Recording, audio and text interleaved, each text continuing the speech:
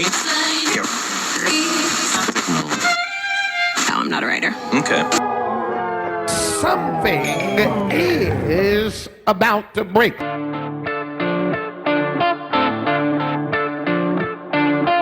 Welcome, everybody, to episode 26 of the About to Break podcast. I'm your host, Taylor Hughes, and this week was pretty awesome. We had the Jokers and Aces show at the Nerdist showroom at Meltdown Comics, and it was such a fun night. We had performances. First of all, Eddie Firth and myself, who you've heard on the podcast here, co-hosted with me, and it was a great night. We had comedy by Byron Bowers and Scout Durwood and Matt McCarthy, and they're all absolutely hilarious and wonderful human beings. And then we had some of my favorite magicians. We had David Kovac, my buddy Matt Marcy, who you've also heard on the podcast, and the incredible Justin Willman. I'd encourage you guys to go right now on the socials, on the Instagram and YouTube and Facebook and wherever, and follow these guys. Check out what they're doing. Amazing performers, and we were so grateful to have them all. We're hoping this becomes a monthly show. So stay tuned here for more information on future dates. Would love to see you guys at a future Jokers and Aces show. I want to take a moment right now and thank our iTunes review of the week. This 5-star review on iTunes comes from Future Animals, who says, "I've been hooked ever since a friend told me about Taylor's show. Whether you consider yourself artistic or not, you will find value in these conversations." Future Animals, thank you so much for that review. Those reviews, guys, make a huge difference, and just like he said there, a friend told him about the show, and he's been listening ever since. If you love the show, would you leave us a 5-star review on iTunes? It takes like 3 seconds to do that, and it makes a world of difference for us. That really is how a lot of people find the show. They go on and they see, wow, look, people are enjoying this. And then they listen and they hear some great conversations with incredible artists. This is the show where we talk every week to artists and entertainers about the ups and downs of life in the entertainment business. This week, I'm excited to have Eric Buss on the program. Eric has been featured on America's Got Talent. He was on the Letterman show. He is one of the most creative magicians that I know, and we talk about that. We talk about, do you call yourself a magician? We talk about where comedy comes into play. We talk about the fact that he builds all of his own props that are necessary for the show, and the balance of being creative and also being commercial. Eric is such a good guy, such a generous fellow. We sat down in his living room this week, and we talked for the podcast, and here it is. I know you're going to love it. Sit back, relax, and enjoy episode 26 of About to Break featuring Eric Buss. Hey, everybody. Welcome to About to Break. I'm your host, Taylor Hughes, and this week I am joined by the incredibly creative and imaginary comedy magic, Mr. Eric Buss. What up? We are sitting right now. We're in your living room, man. Chilling. We're in your living room, and Ignore the Legos. there are Legos everywhere. My son also plays with them sometimes. It's so funny, man. I felt so comfortable walking into your house with there being Legos on the ground.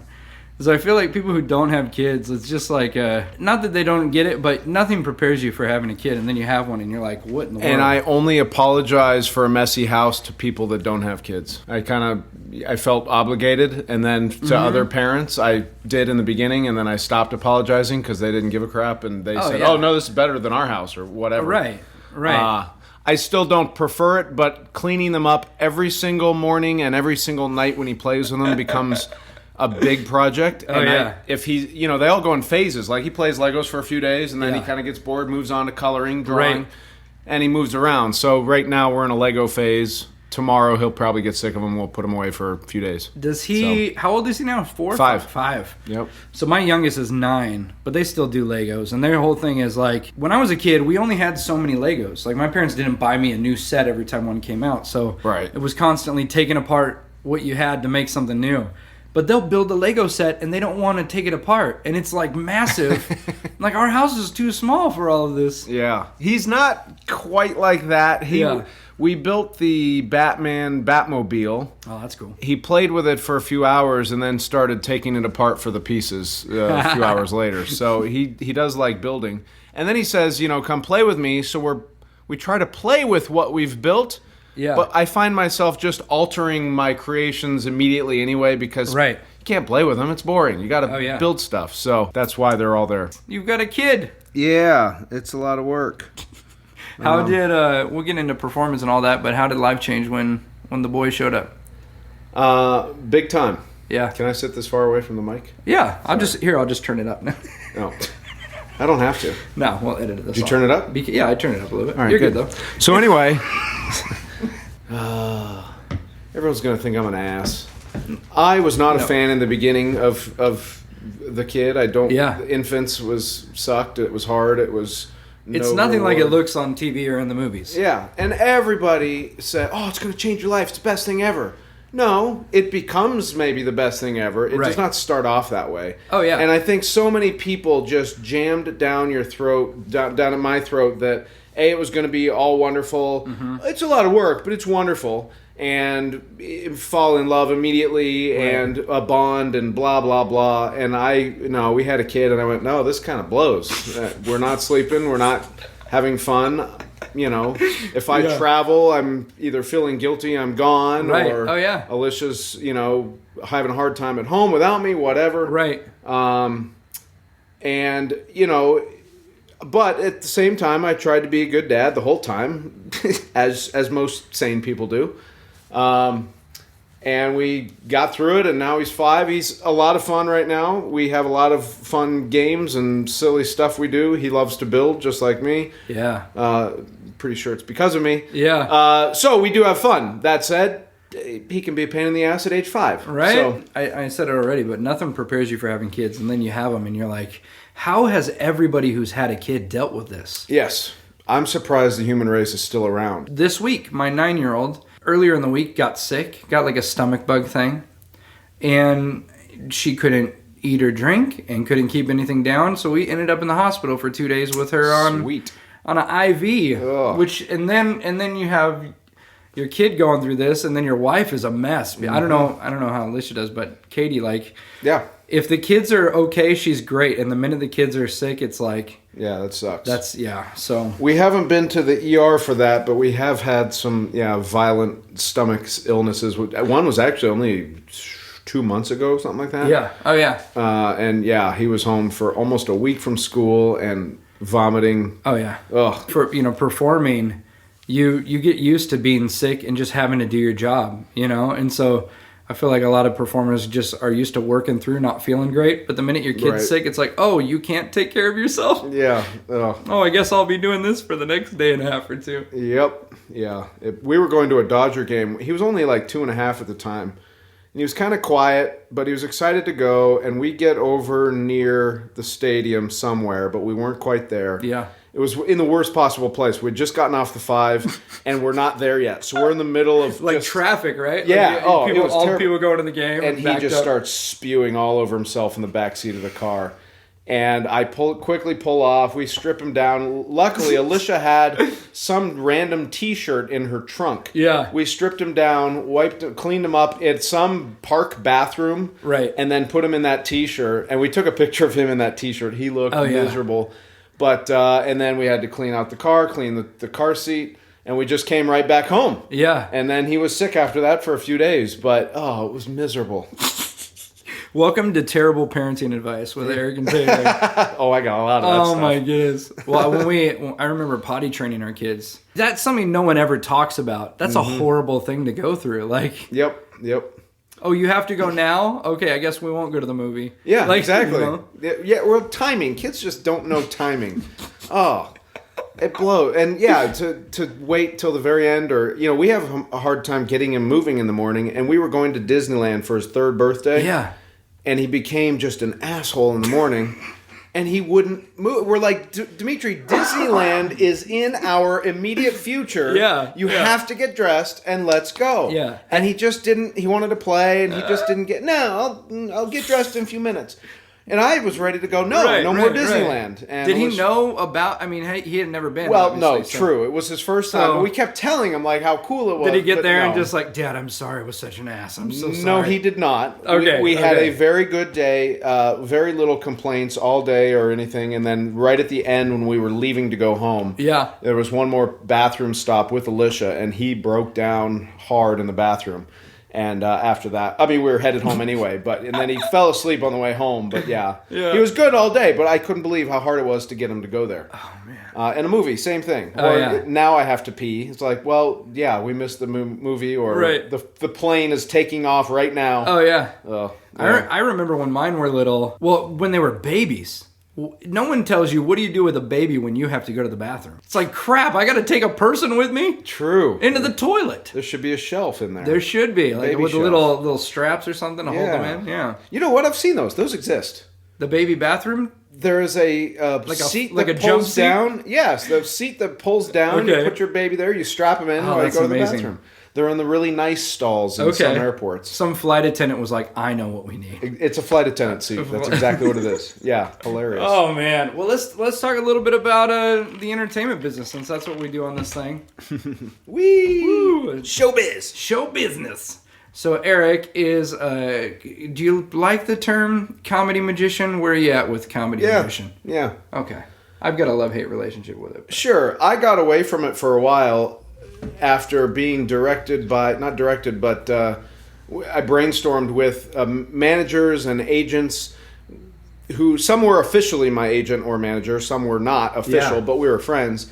And everyone agreed I needed to get away from the word magician. Yeah. Because a lot of what I do isn't magic, or it's just in a class by itself. Yeah. So as soon as I came up with Comedy Imaginator, I ran it by everyone. Yeah. Everyone, the wife, myself, friends, agents, and managers all said, yep, that's great. Go that way. Yeah. So I did that, rebranded everything, website, everything, and it kind of worked, but then I started having people going, so what do you do? So, and like corporate clients... Yeah. Or potential corporate clients would not know what it was, how to categorize it.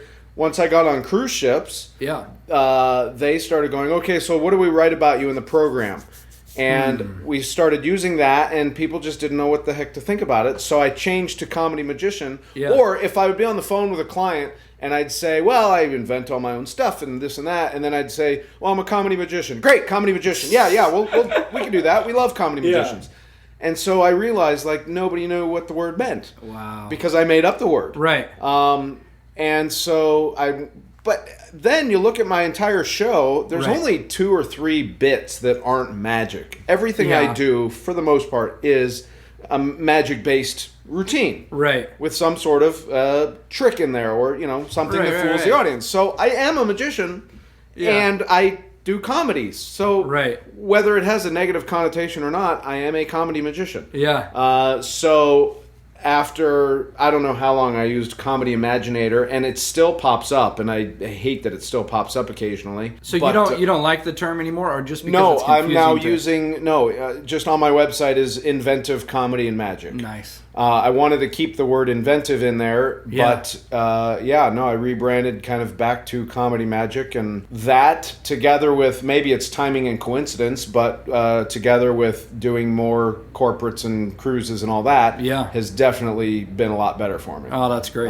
In addition to the fact that my career and my performance, ability is, whatever it is, 8 years more mature now than it was when I was using Comedy Imaginator. Yeah. But the point is it's much better now than it was. That's great. It's like when you ask a band, what kind of music do you play? Right. And they're always like, well, imagine a mix of Led Zeppelin with Taylor Swift, And I think a lot of entertainers hate categorizing. Yeah. But I understand it, because if I'm going to go to a movie, I want a synopsis. Am I going to cry, or am I going to laugh? See, this is good for me, because I've really been wrestling with it. Like, years ago, there wasn't a lot of people saying, comedy and magic, and then all of a sudden it was like a few guys, they're like, I have a joke, I'm a comedian and a magician, So then it gets a bad rap. Yes. Yep. So, well, Patton Oswalt talks about it. Oh, the best. Are you a shitty magician? Learn some dick jokes.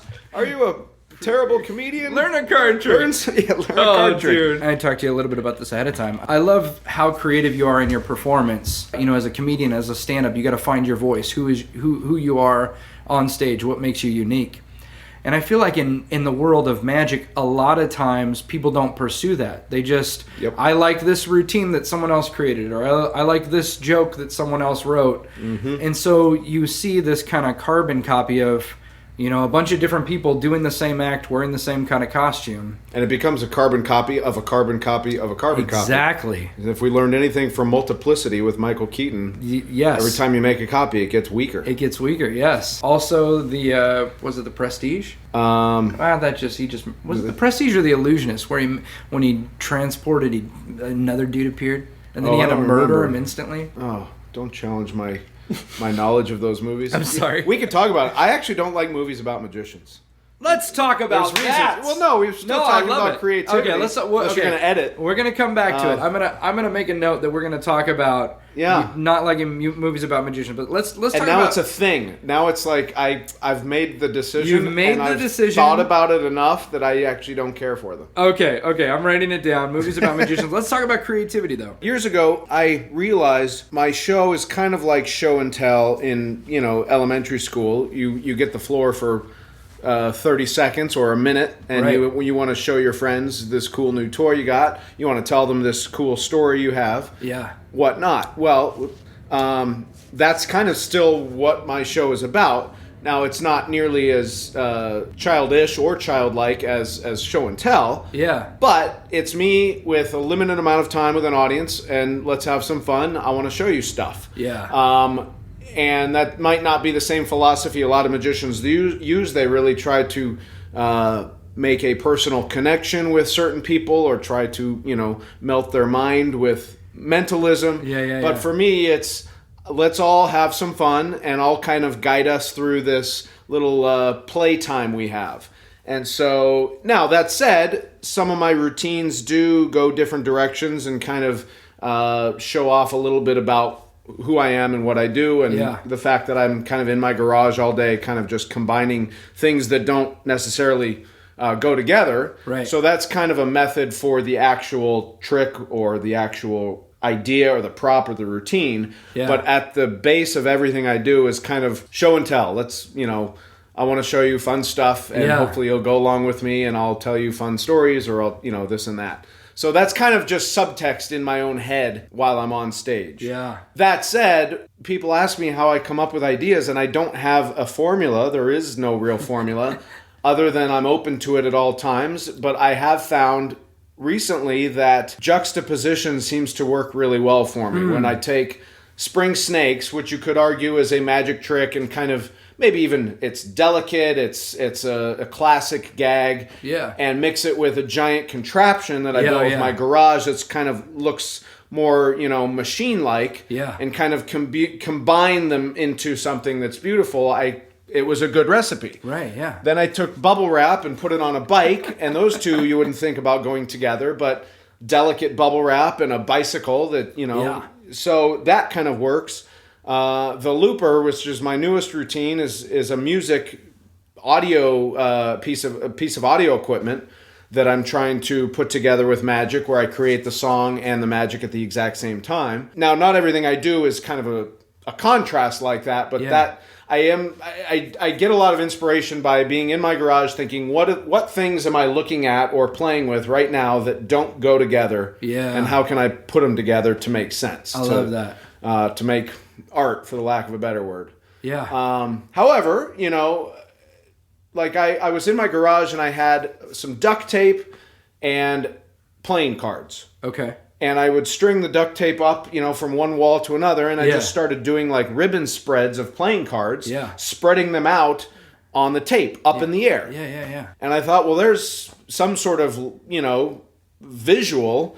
There's an effect here somewhere. Why would I display cards upright on stage? Yeah. As opposed to on a tabletop where most magicians would spread a deck of cards. Right. So I gave it some thought and realized that cards, with the alphabet on them, like flash cards, would show up better, and you could have any kind of message on these cards. It could be a corporate client's message, it could be a happy birthday message, or it could be the Queen of Diamonds message, or the way I do it, once I got these alphabet cards, I thought, well, okay, why would I have alphabet cards? Well, I came up with a trick, I don't know, 2 or 3 years ago. Yeah. I had a toddler. We're teaching him how to read. We're teaching him the alphabet, got these alphabet cards. Well, he also likes to play with all my equipment in the garage. Yeah. So we have this tape and we combine the two, and I spread the cards, and after talking about my kid, and the volunteer on stage picks a card, I spread them out, and it says, you picked the letter M or the letter great. P or whatever. Yeah.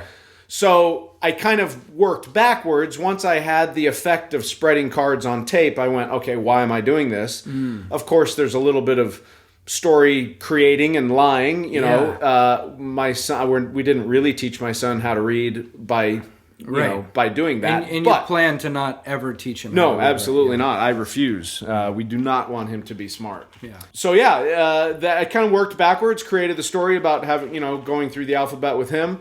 And now it works very well. But it started with me just playing with duct tape and cards in the garage and going, ooh, look, they stick when you spread them. And it's an upright, big visual card spread on stage. So for those of you who are listening who maybe this is your first introduction to Eric, I'm going to put some links in the show notes so they can see a couple different of your YouTube clips just to get a feel and a vibe. When I was talking with you yesterday, or we were messaging back and forth, I just love that when people come to see your show because of the creativity, because it's has to do with your ability as a builder and the things that you're passionate about, they see a show that they've never seen before. You're literally doing things with pogo sticks and hundreds of spring snakes and a bicycle with bubble wrap on it.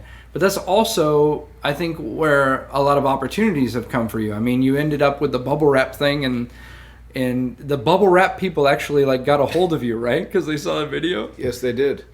Well, it's funny because two of the things that I'm most known for aren't magic. And it's that's funny. The Spring Snake Symphony and the Bubble Wrap Bike. And the Spring Snakes you did on Letterman? I did on Letterman, on America's Got Talent, and a French TV show, the Jerry Lewis MDA telethon back when that was on, Korean TV.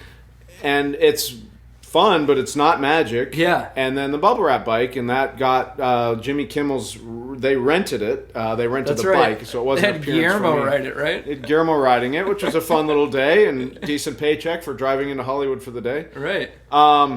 But yeah, neither of those bits are magic, and that's only coincidence. People have seen those two things, and then they're surprised to learn I'm a magician. I am a magician first, right? But it just so happens that those things I came up with, throughout the Bubble Wrap Bike online, and it went viral. Yeah. And the snakes. But yeah, the bike went viral, and then the Bubble Wrap people contacted me, I think it was about a year later, because...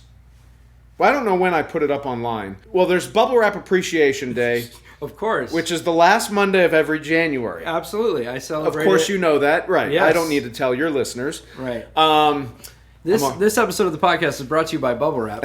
I'll take that out if they don't want to sponsor. I'm already planning our party for next year. Your Bubble Wrap Appreciation Day party? Yes. Love it. So, no, I put the video up, it went viral, and then the following Bubble Wrap Appreciation Day, I think they contacted me and said that they were going to do a Hall of Fame. And they were going to go through videos and pick their top 3. Then the public would vote, and that would be the Bubble Wrap Hall of Fame thing. It's amazing. This was all publicity for Bubble Wrap. There's no other reason, but I was all for it. So they put my video in there, some kids jumping on Bubble Wrap, and some cats on Bubble Wrap.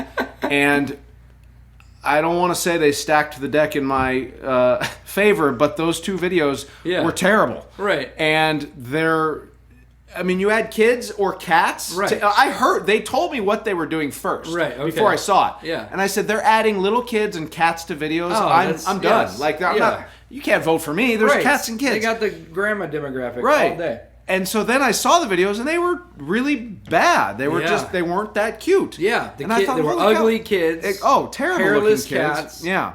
So then I won that, and I kind of learned that they just did it for publicity, and then that was it.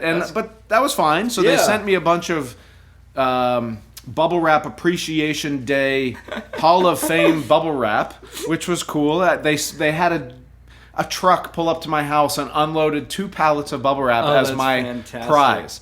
And it was pretty funny. Yeah. Got pictures. And then, it's been online, Huffington Post and Good Morning America and all these different websites. However, with all of that,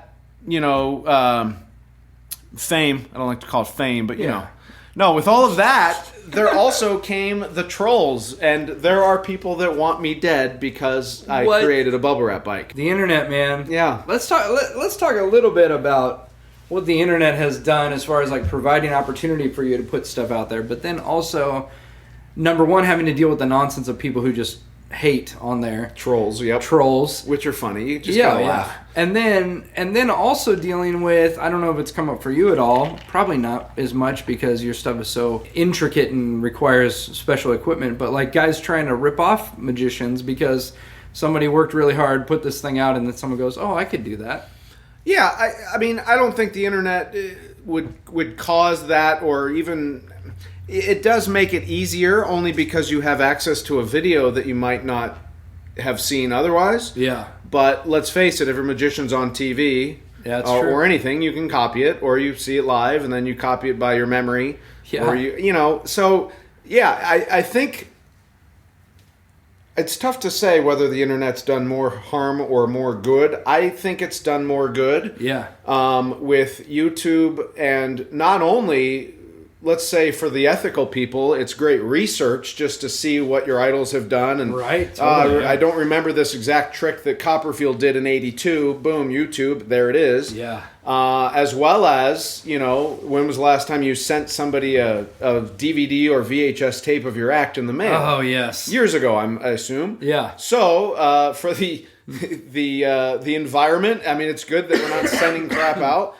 But, yeah, and of course comes with all that comes trolls and, negativity and all that. But I kind of take all that with a grain of salt and laugh at it. But when I put the bubble wrap bike out on YouTube, people were saying that they hoped, because an airplane flew over. I live really close to the Burbank airport, and an airplane flew over at the very end of the video. Yeah. And people were talking about they wished it, landed on my house, or I'm in the road. I wish a bus came driving through and hit him. One guy who was my favorite troll said, I feel really sorry for his boyfriend who's watching through the window holding a kitty. Another guy said my face is really punchable. Yeah, I mean, it's ridiculous. And you have to realize, too, they've done this to 20 different videos that day. Oh, absolutely. They wake up. Yes, it's fun. And the my favorite one was I feel bad for his boyfriend who's watching through the window holding a kitty. That one caught me really funny when I read it. Yeah. And then others are just plain stupid. But yes, you can't take it too seriously. Yeah. Same with On America's Got Talent, and they will put it out there for the world, and they actually encourage response and comments on all their YouTube pages, and you'll get shredded apart by the judges and then possibly by YouTube comments. So it is what it is. I do think the internet, has been fun for magic, and I think it's fun to watch not only stage performances, going viral, but also videos directly made for YouTube or Facebook. I think are fun, and but like anything in life, I watch some and I ignore others.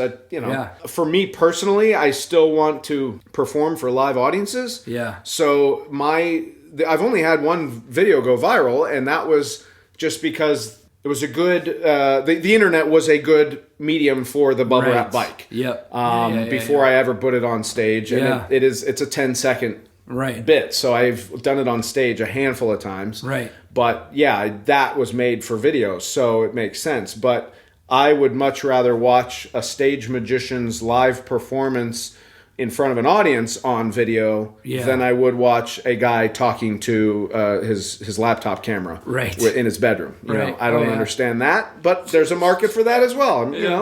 And there's a lot of young guys who have made big names for themselves performing in their room to the laptop camera for the internet. Good for them. It's not what I want to do. No. But good for them. There's just something, too, about seeing performance done live. Yeah. That I think almost the advancement of the internet and accessibility of stuff, it's making live performance more unique. We're kind of getting back to a point where seeing a show live is a special thing because everything is just, consumed sitting there looking at our phones and all of that. Right. So I think it's a good thing for us. Yeah. And I mean, magicians are kind of the term or the career, I think, is a lot more of a household name than it ever has been. Yeah. Darren Brown and Derek Delgadio are both on Broadway. Yeah. And think about your favorite magicians who might be on stage. They go on America's Got Talent, and that video goes viral. Right. And now your aunts and uncles in Cleveland, Ohio, are now watching a stage act that they may have never been able to see. They're not coming after the castle and seeing shows. Right. So I think it's good in that way for exposure and all of that. But yes, of course, it comes with downsides as well. But doesn't everything. You do cruises and theatrical shows. You do theater runs. And you do corporate events. What's kind of your favorite, at least now? I know it probably changes. At least for me, it changes what I'm enjoying at the time. But I'm really pursuing performing arts venues. Yeah. And I've decided, well, I didn't decide, I realized that when there is a family audience with both adults and kids who left their house knowing they're going to watch a magic show, that is where I have a very, very good success rate, and that is where I have the most fun. Yeah. I have fun on cruises, and I have a good success rate. I have fun at corporate events, and I have a good success rate. Right. But I really thrive when I have both kids and adults in the audience. Yep. Which does not mean 1,000 kids and 4 adults. No. But or the opposite on a cruise ship. You Right. know, 900 adults and 4 kids. Right. No, I like an even mix, and that is fun for me. And performing arts centers, although they are some of the most competitive and most difficult to get into, right, that's really where I thrive and do well and enjoy myself. That said, it is extremely difficult, and I'm pursuing them right now in June of 2017, so I will have them in June of 2020, 25, 30, right, when I'm older. I just got a theatrical agent specifically for performing arts centers. This past spring is basically we kind of said yes to each other. She already has me at a venue in a big auditorium near Cleveland in July. Very cool. And we are doing a few of the conferences where you showcase and all that. And she's been in the business for years, in this market for years. So I'm very optimistic about the future for performing arts venues. I enjoy cruises for no more than a week at a time. Right. I enjoy corporate events when the audience can loosen up and have fun. And I've had great, and I've had not so great. I enjoy outdoor fairs for what they are, but I can take 1 or 2 per year. You know, some guys do 3 months of fairs in a row, and I don't know how they do it. Yeah, it's very good money. I credit fairs for really helping me not give a crap on stage, which I think, and I don't mean being disrespectful to magic. I just mean not letting anything affect you while you're performing. And I credit fairs for that, because working an outdoor fair, you know, people are going to get up and leave or come in late, or worse, you have, you know, the tilt-a-whirl across the way, or people spilling hot dogs, you know, on stage, whatever. Right. Anything can happen, and if you don't deal with it, the audience won't stick around. And I embraced it, and now I will just play around with anyone at the fair, and then I get into corporate events or perform, you know, cruises or something, and when something goes wrong, I can deal with it with absolutely no problem, no fear, and I really credit fairs for that. That's so good, man, because in a theatrical environment, or I'm sure I haven't really done cruises, but those are theater shows. So you have a lot of control over the audience is in fixed seats. You know, the sound system is at a certain quality. They've got lights, and there's the ability to hide gear off stage. When you need to bring it on, you can.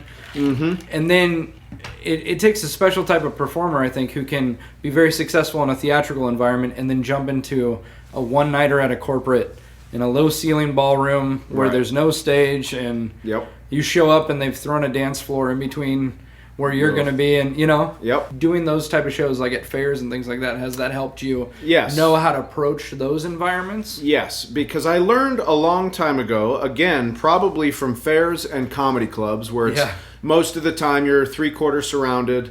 But definitely fairs, you can be 3/4 surrounded, not always. But I quickly learned, and if you watch a stand-up comedian, a band, a ventriloquist, a juggler, they don't care that the audience sees their props beforehand. They can be seen surrounded. Magicians are the only ones that really start to worry, like, oh, I don't want to show this prop off too early, it's a surprise. Or we can't all work surrounded. Now, I cannot work surrounded. However, I quickly learned that the audience doesn't care if your props are all on stage, or Yeah. if they're in the background, or if there's a microphone for the singer who's on after you, Yeah. or if there's a Coca-Cola banner and then there's an ice chest. I mean, at the fair, obviously you're not going to do this in a performing arts venue, but Right. at the fair, people don't care. Yeah. And I think if you can take that same attitude with you to other venues, I think it does help keep you grounded, and it keeps you from stressing out about things you can't change. And I've done corporate events where I'm being paid a lot of money, Right. and their CEO will look at you and look Yeah. at the lighting in the ceiling, which is terrible, Right. and they'll say, does this work for you? This is all we have. You're looking at the guy signing your paycheck, Right. the guy who wants you to be there, Yeah. and he's also the one that says, we can't do any better. Right. What are you going to say? You're going to Yeah. say, absolutely, this is Oh, great. yeah. Let's do it. Yep. And a lot of magicians can't or won't or complain or this and Yeah. that. And I just quickly learned, not quickly, I learned over the course of years that, this stuff doesn't matter. What matters is the entertainment value, connecting with Right. an audience, and being able to deliver no matter what the situation. Of course, I've had to take a trick out here and there because Right. of an angle or because of the music or something. But I do pride myself in being able to, if I have, let's say, 75 minutes of material that I'm quite proud of. Oh, yeah. I can do almost all of that 75 minutes in a pretty difficult situation. Yeah. Not all of it, and there are exceptions, but yeah, I can do most all of it in any kind of situation. I did an event, was a graduation banquet, like families coming together, this high school graduation banquet. There's like 200 people there. They're all around round tables. And the centerpiece was like a pillar of balloons. So 2/3 of the audience could not see the stage Sweet. at all. And so I talked with the host and just said, it would be really better for the audience if those weren't there during the show. And she just said, I don't have a problem with them being moved, but we're so slammed trying to get the food ready. I don't have anyone that can do it. I said, no problem. I'll take care of it.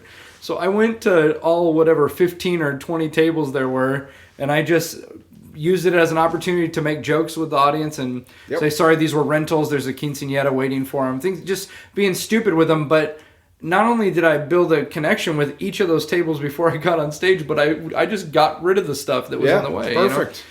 It's one of those things you just learn, like, all right. Well, and you whatever. learn how to balance what is most important, and if it was an easy move like that, Right. and a third or 2/3 of the audience will not see you, Right. you have to make a change. Oh, yeah. If it were smaller, you can weigh your options of Oh, yeah. maybe we should move it, or But there's some things where you get there and you're just like, this is what it is. yeah, absolutely. There's nothing we're going to do about this. Yep. And it always seems there's no perfect gig. If the Right. performance situation is great, the money might not be, or the audience is terrible, or Oh, yeah. or you're in somewhere in cold in January. So, something always seems to mess it up. Yeah. I did a gig 2 months ago. Really good show. Like, it went better than I usually feel the shows go. So like it goes well, and I'm like, man, I'm just sitting there like enjoying my final moments, thanking everybody for letting me be a part, and just going, wow, this was a great experience we had. This was fun. And as I'm saying this lady puts her hand up. and I'm literally 30 seconds from getting off stage. So I just kind of ignoring that she's got her hand up, and I'm thinking the host, and all of a sudden she stands up and yells, "I need to say something." Oh God, what could go wrong? Yes, here? and I've already done my closer. Like, I've wrapped it up. I put a bow on it. It's done.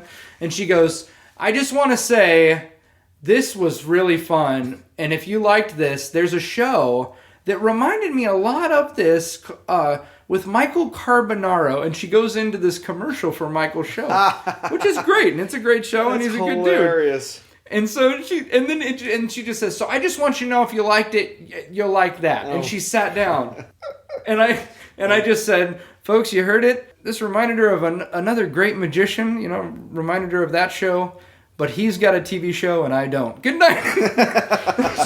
Yep. But what can you do? What are you gonna do, man? I've done quite a few, bizarre situation shows, and you can only learn from them and Right. move on and enjoy it, laugh yeah. at it. Oh yeah. Every time you have a cool trick not a magic trick, but you've got a cool tip for travel or something like that, there's always a gig associated with where that tip came from, right? Absolutely. You're not from LA originally, right? Tucson, Arizona. Moved out to LA in 98 Okay. to become famous. Yeah. And here I am doing your podcast. That's the mark, man. That's it. Took, 19 years. 19 years ago, you're in Tucson going, you open a fortune cookie, and it said, you will do a podcast. Yes. And back then I went, what's a podcast? Right, exactly. And I still say, what's a podcast? What's a podcast? I know, exactly. It's going to be on the radio? I Be like on a pod? I like that half the people I know have their own podcast, and the other half have never heard a podcast. Yeah. I think no in between. I think only podcasters listen to other podcasters. You might be right. I'm going to do this too. You might be right. So you're in Tucson. You came out here in '98. Yep. You pretty much immediately got involved at the castle, right? Because I was working at the castle from 96. Okay. Because it was the 90s when I saw you there. I started there in 96 when I was 21. When I was 23, moved out here in 98. Okay. And continued working at the castle. Yeah. But I luckily had some friends moving out here went to Northern Arizona University. We were all acting majors. Cool. And they all moved out here to become famous actors. Right. And now they all have podcasts. Yes, they do. Some of whom are still working actors. Some of whom change to producers, writers, etc. But I still have a good group of college friends, 8 to 10 of us out here, 5 in the core group, and then there's a few extended that we don't see quite as often. But there is a big group from Northern Arizona University out here in LA. Oh, that's right. Who are all pretty successful. Yeah. And me. So when I moved out here, I knew that I already had a roommate who I knew from college, knew some other people living out here. So it wasn't that difficult. I mean, it was hard making, paying bills and everything. Right. But I was just ready. Yeah. And I moved, but when I was driving out here, though, I got on the I-10 in Tucson, and I with my truck packed up, and I went, "Oh man, I'm doing it! Holy cow!" Yeah. Like tonight, I will arrive in LA, and tomorrow I won't have cereal to eat until I go buy it myself, and then lunch, and then the next dinner, and then the next thing, because I'd gone to college and done the dining halls. Yeah. And then I stayed with my parents for a few months after college and then came up here. So I just never even thought about that. Yeah. And then when I was here and I would come up with a brand new idea for the act, I'd think, well, I can go buy spray paint or milk. Jeez. Which do I buy? So you bought spray paint. Well, of course. Which is why you're so thin. Exactly. This is how you kept your physique. Yes.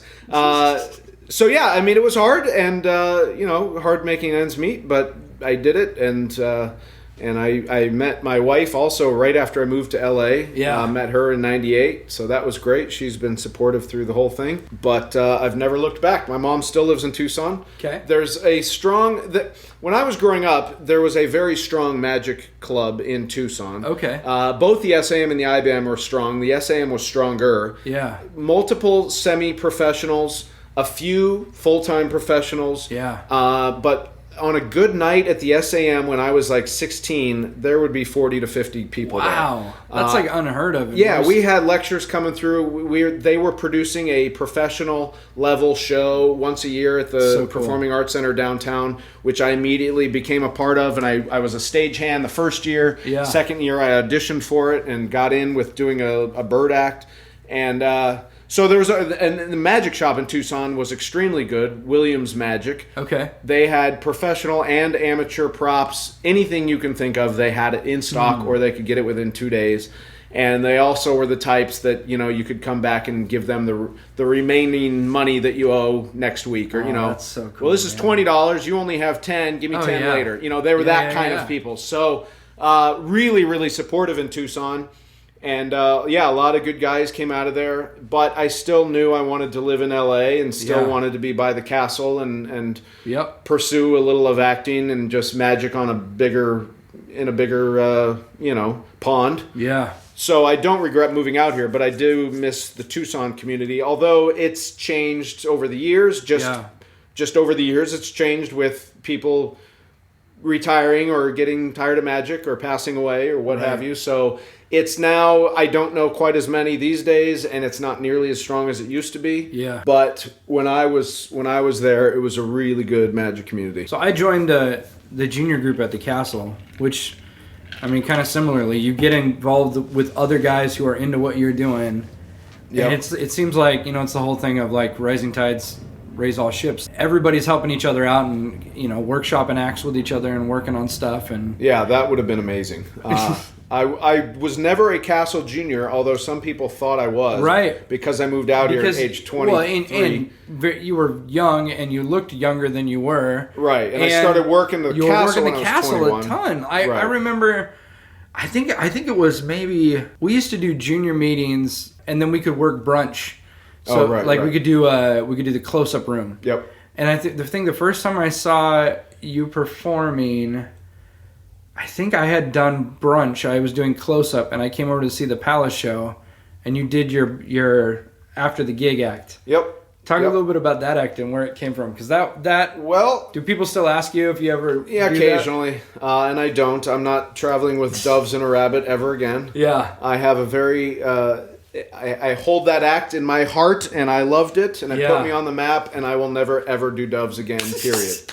And some people, but it was so good. Yeah. And I go, well, thank you very much. And it's almost like they're trying to convince me to do it again. Oh, I'm yeah. like, Come well, on. if you travel with those doves and a rabbit for me and meet me in every city, maybe I'll think about it. But I'm never, ever traveling. And you can't, really. Yeah, most airlines, you can't take them. And but that's the other thing. In Tucson, there were multiple dove acts, and they were all really good. Oh, wow. But I could just watch 4 or 5, maybe at some point 7 different acts in Tucson, and they were good dove acts. Yeah. So it was kind of the soup du jour, and plus it was the early 90s. Lance Burton and Joseph Gabriel were at the top, and DeMare and Amos Lefkovich, and then Greg Fruin. And so those were all my bird idols, but naturally I wanted to do a dove act, and I put together, just like everyone else, a Lance Burton ripoff act. I was going to say, because Lance and Joseph Gabriel and DeMare, all of those had a very classic flair to it. I mean, they're in the tuxedo. And I also love Johnny Thompson a lot, and he kind of,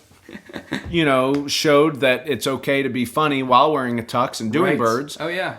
So, but I was doing a generic dove act, and I had been doing the act for only a year or 2, but I knew how to do it. And then I came home from a party in high school, and I started undressing, getting ready for bed. My parents are already in bed, so I'm just trying to be quiet. But I realized as I'm undressing, I thought, man, what if I took off my clothes and produced birds as I took off my clothes? Yeah. And it's a magician coming home from a show as opposed to just a high school student coming home from a party. Right. What if it's a magician coming home from a show? And so you didn't sleep that night. I did not sleep at all. The next day, I basically altered all of my props as much as I could without destroying them to at least try it on stage. Yeah. And I wore the same tux, and it was a very basic premise.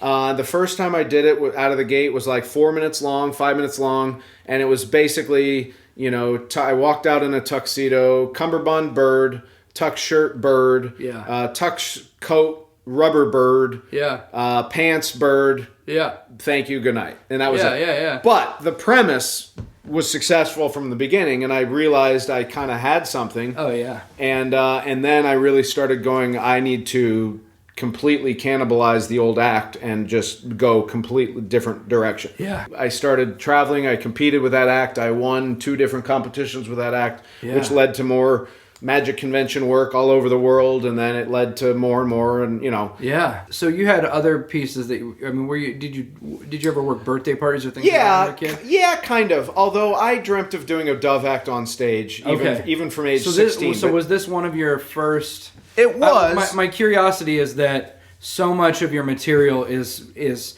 magic with comedy involved. Was this the first thing you did that was like a hint of? No, actually it wasn't. I mean, I got my sense of humor from my dad, so I've always been kind of a goofball since I was a kid. So the comedy, in fact, doing the original Bird Act, which Yeah. was a classical style act, very much ripped off from Lance Burton. Oh yeah, all of us. I did it on stage, and at one point I realized I was way ahead of the music. Okay. And so I did this like little dance to, kill 5 seconds, whatever, Yeah. and the audience laughed. And I went, "Oh, wow, Yeah. that was kind of neat." The audience Yeah. just laughed. That felt kind of good. Yeah. In addition to then altering the Bird Act to the coming home from a gig, which I don't know if I originally thought that act was going to be hilarious, but the more I thought about it, Yeah. the funnier it got, and the more, and then I just started going that direction intentionally. But also, I was doing parlor magic and walk around in restaurants and all that. Yeah. And I couldn't take myself too seriously in those venues either. Right. But with walk around and parlor stuff, it was all just generic right out of the book. Yeah. And so I wasn't breaking any new ground there. And I was very passionate about dove acts. So yes, when I was 16 through age 23, if I was practicing magic, it probably had to do with a dove act. Yeah. I started doing the dove act quite a bit, and I would book these longer gigs with it, like a month in Germany, 2 months in Germany doing the act. Oh wow. And after 2 months of performing every night, only doing 7 minutes, I started thinking, wow, this 7 minutes I kind of want to do more, Right. And then I started coming up with more ideas, especially like 98, 99 was a really kind of creative time for me. I was young, but my ideas were having success on stage, giving me confidence to A, pursue those ideas, Right. and B, to pursue other insane ideas. Oh yeah. And the joke was, back at the club in Tucson, I would tell my friends, my magic friends, I want to try to do this trick with this prop and this. And they'd go, I don't know about that. That doesn't sound like it's going to work. Yeah. And if they would react that way, I knew that it was working. It was good. It was good. That's because they were good, all man. just kind of going, I I want to didn't- do a pogo stick Yeah. and find a card with a pogo stick. Okay, good luck with that. Yeah. And then I did it. So a lot of my early creations were from that period, which did a lot for confidence and and a lot of my idols and other older magicians or older people in the business saw me pursuing originality and kind of supported that. Yeah. And in fact, one of my mentors who I got when I was 16, Bruce Martin, he passed away. I was actually a pallbearer at his funeral. He was in his 80s when he passed away. He was militant about originality. And I started going to his house, and he would just load me up with props, and we'd just build stuff, and we'd talk magic all day long. And I would go over there after school and just do all this stuff. But it had to be original with him. And I remember telling him, "Hey, Bruce, I want to put together a bird act." Yeah. And he got pissed off at me. He literally lectured me over the phone. Because this was when everybody was doing bird acts. Everyone was doing. He's like, "Oh, okay. Well, I'm not going to help you with that." He's like, well, I guess we're done here. Pretty much.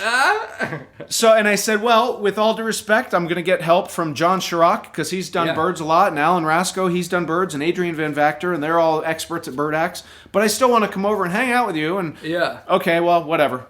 And that was that. Well, a year goes by, maybe it was even 8 months, and I came up with the magician coming home from the show. And I called Bruce and I said, I have an original idea for a bird act. I'm a magician coming home from the show. Oh, that's a great idea. Come over. Let's talk about it. And it was almost like he welcomed me back. You're no longer disowned. Yeah, and I went back and he's like, oh, this is great. And I said, oh, here's the premise and here's what I got so far. Yeah. And he helped me. He wasn't an expert on birds, but he helped me with pretty much all the other aspects of the act. And so, I really started kind of going, okay, I want to be more original. That's what I will do and be, and of course everything works out throughout the years. But I think it's a huge need right now in magic. Maybe because, and maybe I sound like an old guy going back and talking more about the internet, but I feel like the more accessible marketed effects are, it's like every day you open up your computer and here's the 100 new tricks that are downloadable, and buy this fancy new deck of cards that does this, this, and this. With a short shelf life. And exactly. Yeah. And everything is just almost like, it's just consumable. The thing that amazes me about your material is not only is it incredibly creative and no one else is doing it, but it's also commercial. It seems like in magic, and I am the judge of magic. No, but Aren't we all? Are we all? No, but this is just my own personal struggle right now. Because I honestly have 3 things in my show that I love. And the rest I hate. I hate it to death. And here's why. How many are there total things? There are 4. No, I'm joking. Oh, okay. Well, that's not bad. No. I'm slowly getting rid of things that I had taken that was either an idea in a book that I found or a marketed trick, and then over the last 10, 15 years have made these things my own, but they're never my own. Yeah. Because the moment you pull out a prop that you've seen 10 other guys do, it's old. Do you know what I'm saying? Yep. And I was talking with Katie about it because, like, what's a good example? A vanishing bottle routine, right? I don't do it anymore, but up until last year, I did it constantly. And we were talking about it and realizing the best thing about that routine is what I say during it, is the jokes I came up with, is my connection with the audience. It has nothing to do with the trick, but I've built the whole thing around a trick that anyone can do. Right. You know? Yep. And so I love that your stuff, though, is like... Double-edged sword. Yeah, right? Magic tends to either lean on not creative, but commercial. So it's like what you see at most after-dinner banquets, most guys doing. Or it's uber creative, but no one gets it because it's so out there. Right. And I love that I feel like you've melded them. You've been able to... Well, I try, and thank you for saying that. It has not always been the case, and I have done shows where people don't get me. I have certainly bombed, and unfortunately, rather recently, occasionally, not bombed recently, but yeah, I've had a lot of terrible shows. Or if you are inventing something, it takes 3 years to perfect it, as opposed to learning the 3 moves in a trick that you buy, and then pretty much it's stage ready, and then it'll get better and better. But somebody else did all the research, so you have somebody else's 10 or 15 years of research. Exactly, yeah. You buy it, now you own that 10 years of experience, right? And you just have to learn 3 things. So it's obviously a much easier route to take. And for that, I do envy lots of other people. Yeah. And not to stand on a soapbox or, say I'm better, because I'm certainly not. But ethically, it's okay to buy magic and then perform it. That's kind of how it works. You're going to be a cover band, but if you're okay with that, some cover bands make a whole lot of money. I know. A lot more than me. Yeah. Because it's show and business. Yeah. But... for me, I did want to be more original, and I wanted whatever I was doing on stage to be me, and I wanted to have built it, or at least build as much as I can. Yeah. I'm not a great, phenomenal builder, so I do have to have some people do other things for me but I wanted it to be mine from the very beginning, from inception all the way to stage ready. Yeah. Yes, I buy things that other people invented, and yes, I use utility items and things, lots of methods that I have not invented, but I try to package them in a way that is a lot more original. Well, it's like your Kevin James comes up with producing a bowling ball from a sketch pad. Yep. And the first time I think it was at the castle. The first time I saw you come out, I'm like, oh, he's going to do the thing Kevin James does. And then I just went, holy hell. That's freaking brilliant. Like the butterball, yes. I did that for a long time. Yeah. I finally... it's not retired. I still own it, but I don't do it quite that often anymore. Oh, the bowling ball from Pad. There are certain tricks in the magic world that I wish I could own and then erase every other magician's memory. Yes. And I wish I could debut it and keep it for myself. Bowling ball is one of them. I just wish I had the money Kevin James got from that too. I also want that. Right. Yes. But he has invented all of the modern day classics. It's Floating true. Rose, Snow, Bowling Ball. There's your opener, your middle piece, and your closer. Yeah. And you fill in the rest with probably other things he's invented or, somebody else's stuff. But damn you, Kevin James. Damn you to hell, you creative bastard. But no, it is a double-edged sword. And creating your own stuff, it takes a lot longer. Yeah. And luckily I enjoy my workshop time as much, if not more, than performing. Because I do love tinkering in my garage. Right. So all of my things naturally have kind of an inventor feel to it. Yeah. But you come up with a new idea and it might not hit the stage for a year, as opposed to going to the shop and buying a new trick, and you probably can get it on stage sooner than a year. Well, and I'm sure even because a lot of your pieces have almost like a Rube Goldberg effect to it, where I'll watch you perform and go, that can't work all the time. Like Yes. You know what I mean? Like, and sometimes it doesn't. And I'm not saying because of lack of skill, but you're working with stuff that's intricate and mechanical and almost like a clockmaker. Have you ever had any moments where I've had tons of them not working? But it's also a challenge, and I'm now tempting fate with this. I'm not a superstitious person by nature. I'm very skeptical. Yeah. However, I feel like when I come up with a new idea that will require a shit ton of work on my end, every show, that becomes successful for me. The Spring Snakes takes an hour to an hour and a half to load and assemble. Yeah. The bubble wrap bike is a giant. I mean, if I take it to a gig, I'm assembling a bicycle there. And then I'm putting a giant bubble wrap thing on with these poles, and I put little Allen wrenches in there, and I put it on the bike, and it's a giant roll of bubble wrap that I have to have shipped to the venue, because I'm not going to fly with a giant roll of bubble wrap for 10 seconds. And this looper routine I'm working on has a lot of little intricate moving pieces. But I feel like every time I come up with something like that, it's successful. Right. Because even laymen appreciate hard work, and even laymen can see it. Yeah. And it's like people would claim that it doesn't matter, or that, well, if it doesn't set up in 10 seconds, it doesn't go in my act. And I think to myself, when did you learn that? When did you tell yourself that magic was supposed to be easy? Right. Or when did you think it was supposed to be set up in 1 minute? Now, granted, we have the real world to work in, as we've already discussed. Right. But all of my originality can be done at a fair, outdoors, or like I said, most of it. So I've never been to a gig and I had to set up in 1 minute. I'll just get there earlier. I've never had, these difficult shows or situations that magicians brag about being able to do. I can do my stuff in those situations. I might have to get there earlier. You've designed it around. Right. And my friends will tease me about, setting up the snakes or whatever. And I get it. It's funny, and it takes a long time to set up. And people make fun of me. Okay, I'm an idiot. I'm here stuffing snakes all day. Yeah. But it's gotten me, Letterman footage, and no other trick I ever came up with got me that.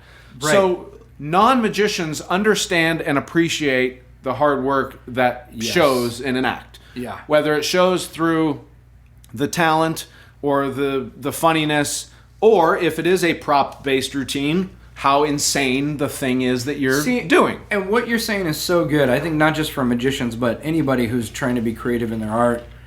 But especially in magic, there's this mantra now of pack small, play big. Like, I carry my show inside an Altoids can, And it drives me nuts. I agree. I understand the attitude, and that attitude is in my head somewhere. Like, okay, well, if I can, I'll pack this new trick, this new idea. In that case, I can shave off 5 pounds here. I can do this here. Right. I get it. But that shouldn't be the first the first thing that you think about when you come up with something new. How about, what art will I want to show my audience? Yeah. And okay, here's my idea, and now what does it consist of, and what do I need to do? Yes. It drives me nuts, the people that go the other way. Yeah. And I've even seen shows, I won't mention names because they are friends and I absolutely respect all three of them. Yeah. But they do the castle together and their entire show fits in an Altoid box. And they are all very original, so I can't talk lack of originality, but I think I kind of want to see stuff. I'm in a magic show. I want to see props. Yeah. I mean, why did you become a magician if you have a hatred of stuff and props? True. I do envy mentalists who can do in a briefcase and they're really, really frying people's brains. But even mentalists, they might have an easel and a big chalkboard and this and that. And I just appreciate, even mentalists, I appreciate when I see more props, more production value. Yes. And things, even if they're not tangible things, production value like music or like storytelling or like lighting effects or like this and that and costuming as well as props. And it drives me nuts when there's nothing to it. people as an audience, we want to see that you put time in. We Right. want to see that this is important to you. Absolutely. And especially, you're talking about doing theatrical venues and performing arts centers. When people have paid to see a show, Right. I have always wondered that too. Because mentalism, I think mentalism is on an upswing, not because people love mentalism. It's because people like lack of props. Yes. Well, and let's face it, mentalism kills with lay audiences. I mean, Yeah. when you can really connect with somebody and make them think that you're in their brain, they really freak out. I respect watching that. I enjoy watching a good mentalist. It's not my own personality. Right. But, and then the travel is a good way to go. But my response to magicians saying, I pack everything here in this tiny thing, and I think, well, why are you doing magic? Why don't you become a stand-up comic or get out of entertainment?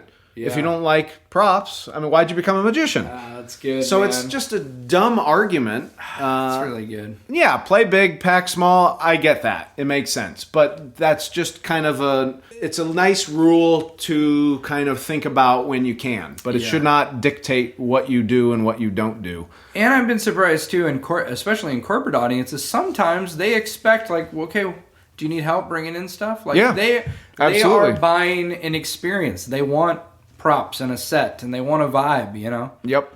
And I always laugh when magicians brag about how long they can do with so few props. I do 3 hours with a thumb tip and a coin. And I go, I bet it's not a very good 3 hours. Right. And I think all of my idols, thank God David Copperfield and Lance Burton didn't have that attitude. Right. And Kevin James, he's traveling. When he started, he added a bowling ball to his act. Yeah. And some people would go, bowling ball, 6-pound bowling doing? ball, I'm Yeah. not going to carry that. Yeah. And he did it, and then, of course, the rest is history. But imagine if all our favorite big stage magicians have that same attitude. Yeah. Or imagine if every single magician on the planet said, well, if it doesn't fit in my briefcase, I don't do it. Yeah. Well, magic would be kind of a smaller art form, and it would not be grand. It would not be spectacular. It would not be what it is. So naturally, I'm a prop guy, and I can argue about that all day long. But, of course, there are pros and cons. I have a lot of magicians I respect that do travel with something very small, and that's fine. Yeah. Because they make up for it in their personality or jokes or their magic or whatever. So I get it, but it has become this kind of pissing contest with magicians that annoys me about it. Oh yeah. No, it was my arrogant response for when people say, how long does that take you to set up the snakes? I go, it's an hour and a half, and they say, then my response is, how long did it take you to set up when you were on Letterman? Yeah. Oh, you weren't on Letterman. Oh, okay, never mind then. I love it. Which is my arrogant response for when people, are just messing with me, which, of course, it's usually just funny. But there have been a handful of times where somebody can't let go of how much time I spend. Oh, I was also going to mention David and Danya. Oh, yeah. Costume Change Act, when that Holy went viral moly. on AGT, it was extremely visual. Most Americans hadn't seen anything like that. But also, even if you don't know how it works, you can sense that there's a lot of work going on here. Yes, and you know it, even Yeah. if you don't know how. And I think Americans, I'm just specifically talking about their viral video on AGT, I think Americans really did appreciate the originality that they thought that it was. Whether it's original or not doesn't matter for the sake of this conversation, but the originality, the color, the production value, and the amount of work that went involved, that was involved, that they didn't even know what that work was. And you can sense other acts that are similar. I mean, Juliana Chen producing 3,000 playing cards all over, however many she uses, and you can watch going, holy cow, this was a lot of work, both to rehearse, to practice, but also just to set up for this one show. And laymen, after I do the spring snakes, laymen aren't stupid. They'll ask me, how long does it take you to set up? Or who do you get to stuff all those back in? Yeah. It's not like just because they're not magicians, they don't understand hard work. And they see it and they go, holy cow, that was awesome. Yeah. And they appreciate the entertainment, but then they appreciate the effort as well. Absolutely. And like I told you earlier, I'm not superstitious, but I feel like every time I challenge myself to come up with something that's going to be even more work for me on the road, it seems to work. Well, there's. I was thinking too when we were talking about Rube Goldberg stuff. Am I saying that right? How do you say it? Rube Goldberg. Rube Goldberg. I was thinking it's interesting that in magic, a lot of it is people go, I don't know what he's doing, but it's amazing. You know, like there's something he's doing that I can't see that's amazing. Mm-hmm. But then a cool part of your show is there's so much going on. Yes, that they can't see, but then there's also so many visual things going on that they go, I'm seeing him do it, and how is he doing it? Like the spring snakes or the pogo stick or the... Right. You were doing an opener with... out of a toolbox where you're producing all this stuff. And well, that was the Rube Goldberg routine. Chain reaction. And which is still... I still do it. I just haven't done it in quite a while. In fact, of most of my routines, that is the most... It's one of the most difficult, but it's also one of the most... I do need a controlled situation. It has to be indoors because there's wind, fire, wind. No wind for the entire prop. Totally, yeah. In addition to the candle. Yeah. It's a little angly. So yeah, that one is a little difficult. But all that to say, like when people see you do something like that, oh yeah, they get it. It's very unique in that there's things going on I can't see, but then there's also all these mechanical things going on that I can see. You're creating it as you go, right? Which is why I think the looper routine, which you alluded to, which is your new piece or one of your newer pieces. Yeah, no, it's the newest I'm doing. Yeah, I'm pretty much the newest thing I'm working on now. So looping in music has been a thing for quite a while. Yep. And is, from a musical perspective, one of the most difficult things to do. So you see a guy. Yeah, I didn't know that when I bought a looper. You didn't know? I thought it was going to be easy. You watched Ed Sheeran and you were like, if he can do it with the watched guitar. Reggie Watts and thought I can do this. Yeah. So looping is, you're recording a piece and then that piece continues to play while you record the next piece, which means your timing has to be spot on. Flawless. Because if you get to the fourth, you get to the fourth bit and it's off the rest of the song. It's a snowball effect. It's a domino effect. If you loop improperly or you loop a bad sound, it comes back to haunt you every 8 seconds. Right. Like there's that saying of like in jazz you can play a wrong note every now and then, but you can't repeatedly play the wrong note over and over. So the looping thing I'm in love with. I am a fan of all kinds of music. And I have kind of a bizarre fantasy of, being a rock star, or more specifically just a DJ, because I love that obnoxious electronic music.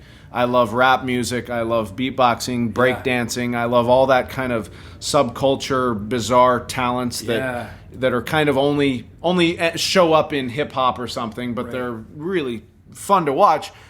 And I was at a conference at one of those performing arts venues booking conference, and I was watching the showcases, and I had seen 4 different people or groups use a looper. Yeah. One was a beatboxer, and he was working with a band and a tap dancers, phenomenal group. Oh, that's cool. One was kind of a typical band, using one guitar guy using a looper, and another was another band, and then the fourth, which was the deal sealer for me when I saw it, and I thought, I want to do that with magic. It was a female playing guitar and a guy playing a bicycle.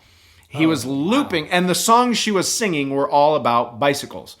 And he was beating on the tires and the spokes and the rims and the pedals for all these different noises. Doing all their percussion. All the percussion, looping it. Yeah. And basically, I thought, how creative is that? That's fun. I'm enjoying watching this. And B, he's proving to me that looping, you can record an organic sound. It doesn't. I didn't know how loopers work. Yeah. It doesn't have to. It doesn't have to be plugged in or an instrument. Totally. It could go through a microphone and just make whatever that is. Yeah. And I looked at that and went, oh my god! Plus the beatboxer, and I went, I gotta use a looper with magic.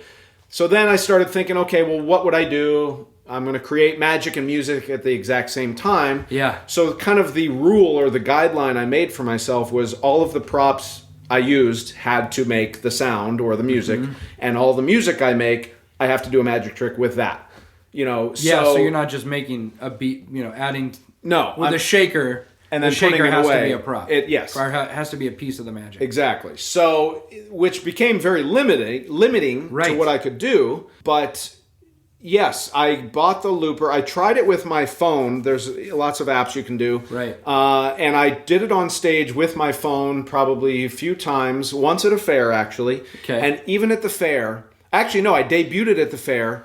And while I was performing it, it was silence. And I just thought, oh my God, I am bombing hard. And I'm going to go through this whole thing. I just did 25 minutes and I was good. They like me. Now Yeah. I'm into the ending. So you're closing with it? I might have been closing with it because, you want to close with a brand new routine. Brand new routine. Yes, smart thinking with Eric Buss. No, I don't remember if I was closing with it, but it was definitely near the end of my show. Okay. So I start performing it. There's silence. And I'm thinking, oh my God, I'm bombing with this. Yeah. And at the end, they erupted in cheers and applause. Yeah. And I was blown away because I was Yeah. shocked that they liked it. Because you thought you're tanking. Yeah. And so then I had some friends in the audience that came up and told me how much they liked the looping. And then I started thinking, okay, well, there's definitely something here, but Right. why did they not respond? And it hit me. They're listening to a song. Yeah. You don't applaud for a that's good true. note when you're listening to a song. You want to Right. Mm-hmm. listen to the whole song, and then you applaud at the end. And there's a lot going on with that routine. Yeah, I'm yeah, creating yeah. a song that people are listening to, and I'm doing magic that they're watching. Yep. They didn't have time to applaud. I also did not have applause breaks built in at that point because I Yeah. didn't know what to expect. But they certainly did not hate it. They were waiting until the end. Yeah. And then I realized that's the way it was going to be. So now when I perform this routine, Yeah. it is still 2 years later. It's still it's difficult for me to ignore that silence or Yeah. keep my energy up when there's silence because I feel like it's bombing. Yeah. Because I've done however many minutes Right. up until that. But it's not, they're listening to a song, they're appreciating it on different levels, and, so it is really working. It's been a major learning curve. I've now, I'm talking to a lot more musicians Right. who've kind of helped or given me comments or whatever. But looping, yes, is very difficult. Yeah. It's not nearly as easy as I thought. I finally bought the looper that I use now, and it both makes it easy for you, Yeah. the instrument, but it is also extremely difficult at the same time. The great thing with the looper too is it has what really good improv comedy has.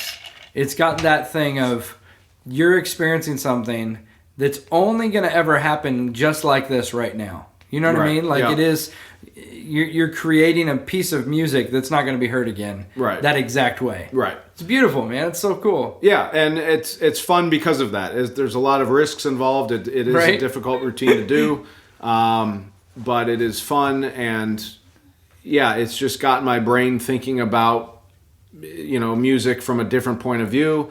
But I didn't want to just loop sounds and do things to the loops. I wanted it to be a decent song. Yeah. Yes, a looper would get obnoxious if you just listen to it looping over and over and over. You have to change up the pace. Right. You have Yep. to bring this loop in and bring And this take one up things and yep. take things in and out.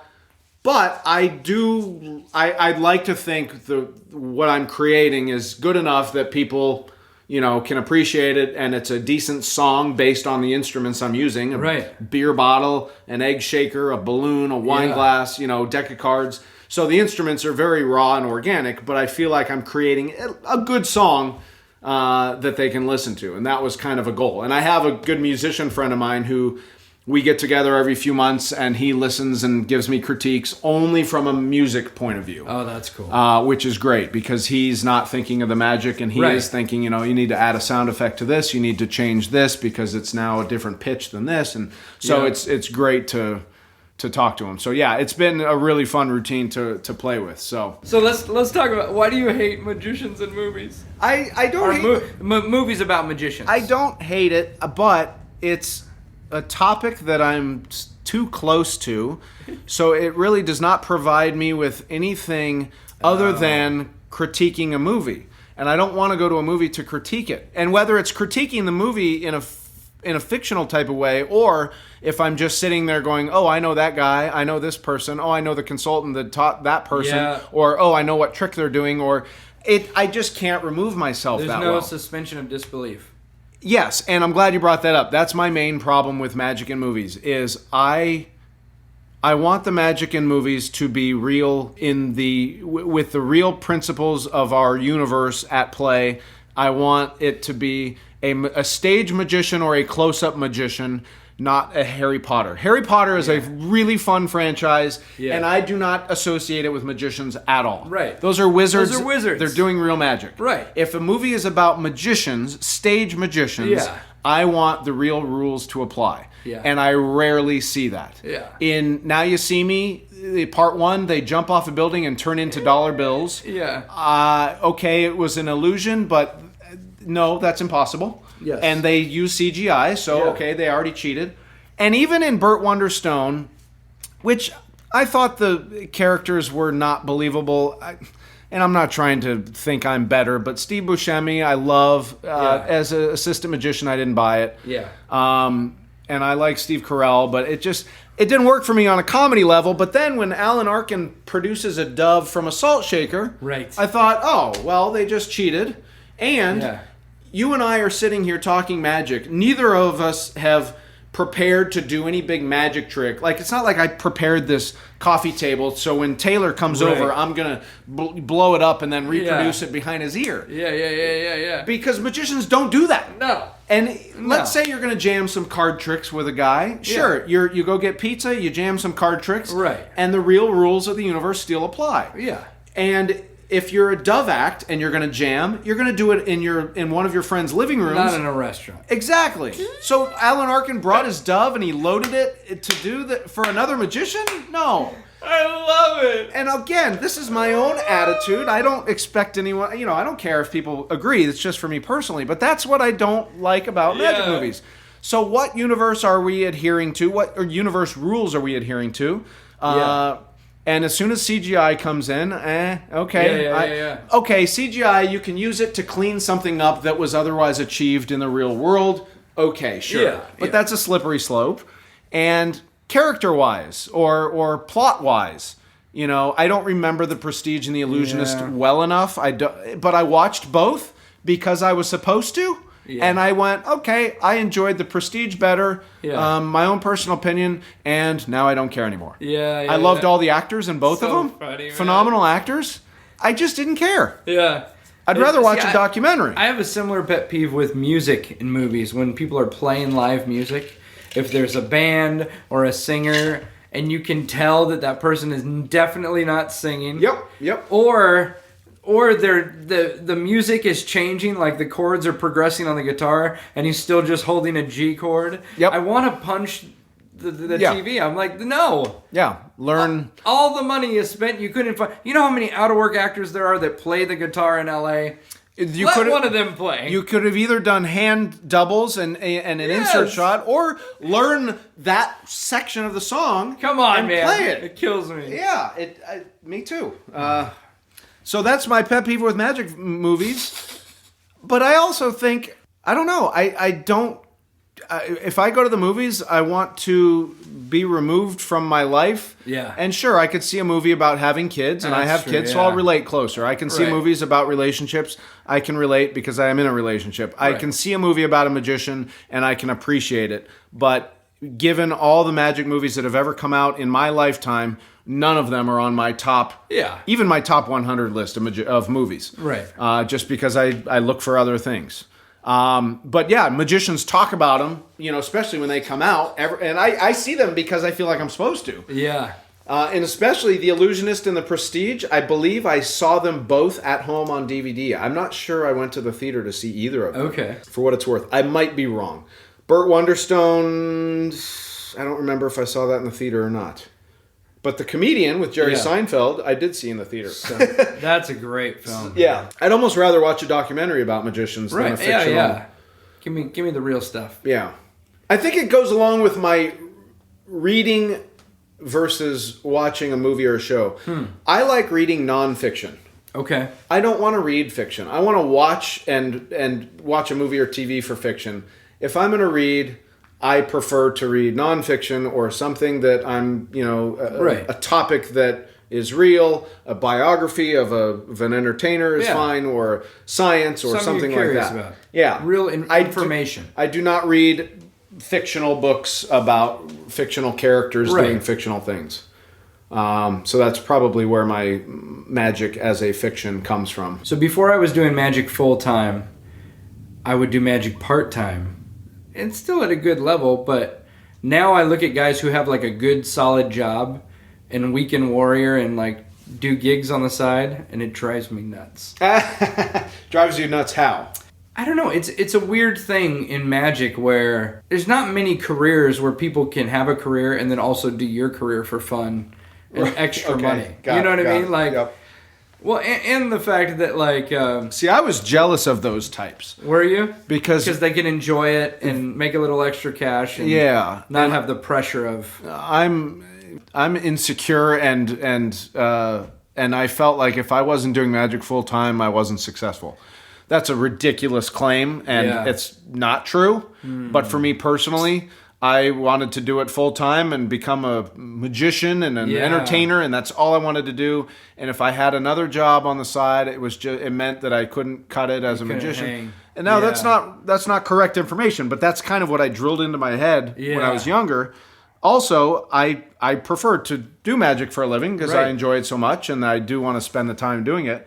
But yeah, I'm jealous of people that can kind of take it seriously, but on the side, and have both. See, that's interesting. I guess I more struggle with because with the internet, people have.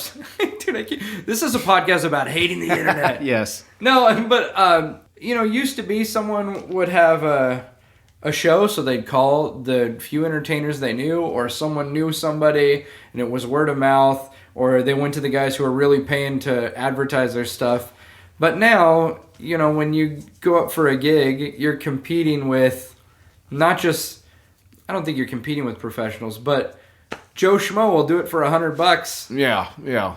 Because he's a dentist and makes $200,000 a year. And yeah, exactly. Yeah, certainly there's a problem there. I think that would stem more from just...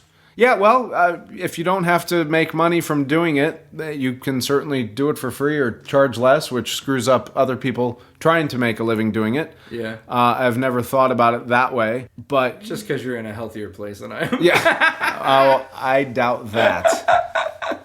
We just not have delved into my neuroses and insecurities.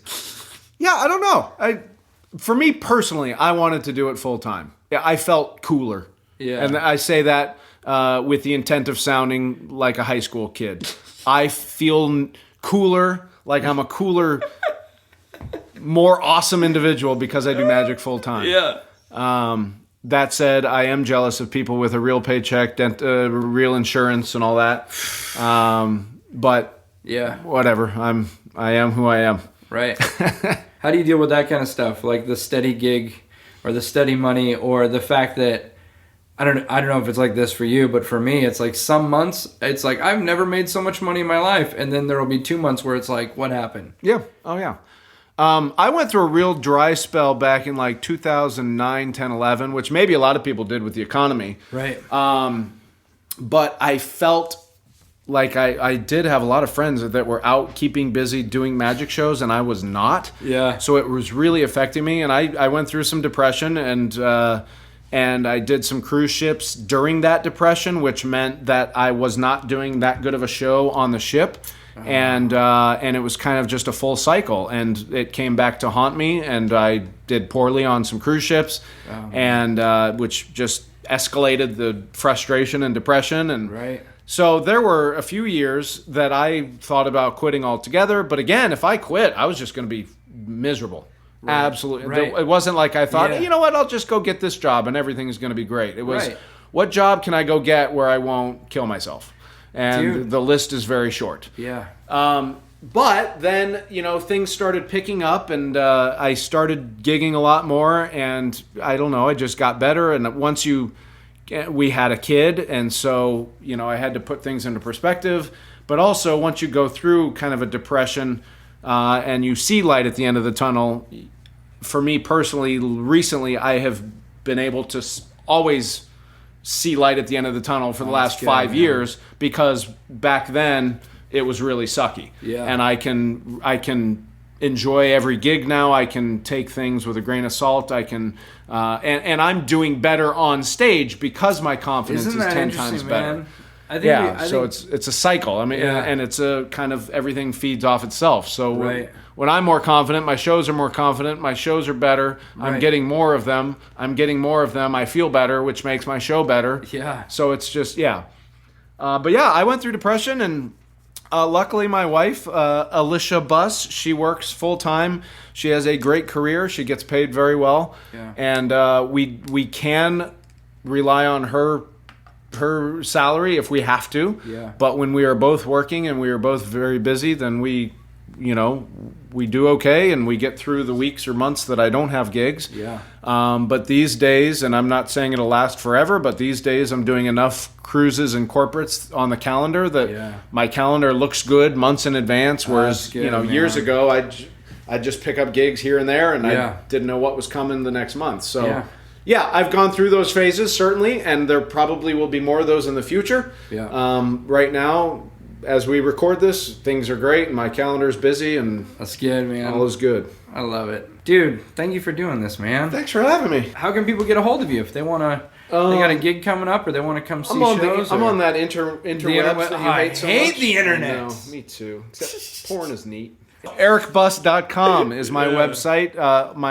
All of my contact information is there, and that's actually been updated relatively recently. So I'm proud of the website, the video. That's all me and what I'm doing. Awesome. I'm always working on new stuff and trying to push the envelope, as well as trying to enjoy life with a wife and kid, and the old material that I've been doing for years is also still fun. And it's funny, back to the depression thing, I started I was trying to retire routines when I maybe shouldn't have. Okay. And some routines just needed a little tweak here and there with music or a joke or a prop or something to kind of reignite. And my pogo stick, it's one of the oldest signature routines that I've been doing it since 99. Yeah. And recently, only 3 years ago, I kind of tweaked the props that I'm using, and now it's Something totally different. back to being as strong as it used to be, because I feel like it went through a lull. Yeah. And now it's back to being a strong piece and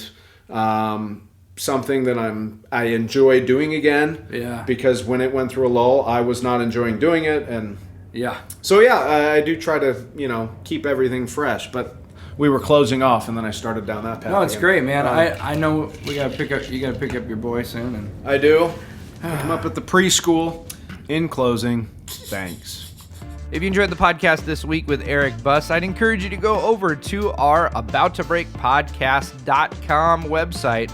And on there, you can click a link to go leave a review on iTunes. You can also click on the Become a Producer button. This is where people can go and they say, hey, look, you know what? This is a free show, and I dig this show, and I would normally have to pay for a show. How cool is it that the show is free?